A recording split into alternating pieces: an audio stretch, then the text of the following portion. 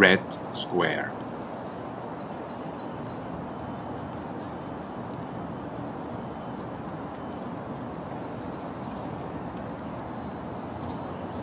I have one thing to say about the red square. It's a very slippery walking death trap in the rain, but it's a nice place to put tents for displaying things. My travels across Red Square in some way reflect journeys I have taken.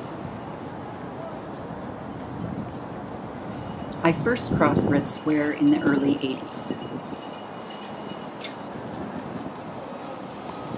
Vast space, awe-inspiring, little access, not for your kind. For me, it's a pathway to other parts of campus. It could be an inviting place, like the quad, but I do not find it so. I think all that brick makes it feel cold and inhumane, and now it's a fast food joint. There is but one means to access Red Square with a wheelchair. I'm not even sure how one gets there. It does offer a beautiful vista to Mount Rainier on those rare, clear days. Red square, divided by steps, oppressive in the rain, public space. Yes, I use it every day that I'm on campus. On days that I have classes and buildings besides Meany, I use Red Square to cross west to east.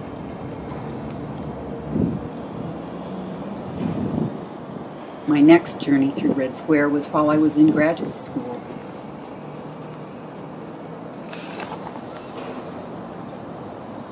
I like the steps in Red Square. They aren't made of brick. They feel relatively safe for me. On rainy days, my path is along the length of the steps to get to my office or to my bus.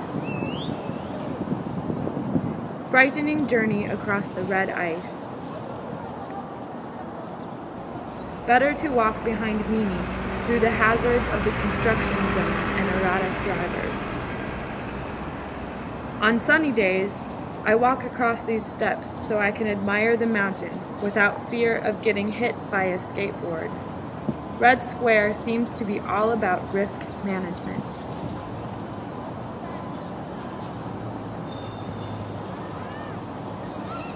There are men in black. I see that there are women in black too. They turn my way. At what point do freedom of speech and religion become divine harassment?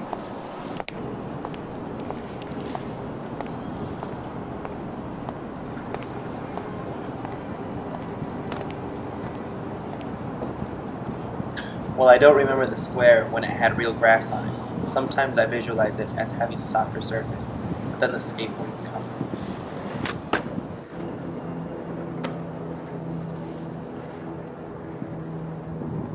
I have a daughter who was born with a disability.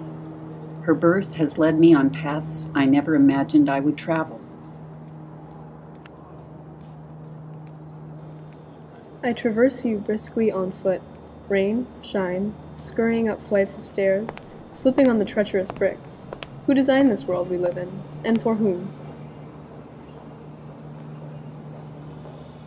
I imagine the history of this place. Was the passage of the ADA celebrated here in 1990? Was Vietnam protested? What does Red Square represent? Liberation? Oppression? Each one has her answer, and they're all different. Think about diversity. When I imagine being part of a dance in Red Square that celebrates inclusivity and diversity, I realize that dance isn't about reaching perfection. Perfection is about reaching the dance. In preparation for the Everybody Freeze Now flash mob for the Disability Awareness Week 2011, a number of volunteers responded to the following question. What's your take on Red Square? Collecting short descriptions of how people experience Red Square as a public common space on the UW Seattle campus. We were looking for a variety of responses, short, long, literal, poetic, to invite people to think more critically about the space and to reflect on how and why we engage with the square or avoid it. The contrasting written statements were then edited into slides and read out by a group of other volunteers. Stopping people in their tracks, the overall aim of the event is to create an accessible and inclusive event and invite passers-by to rethink diversity, the built environment, and dominant ways of processing information.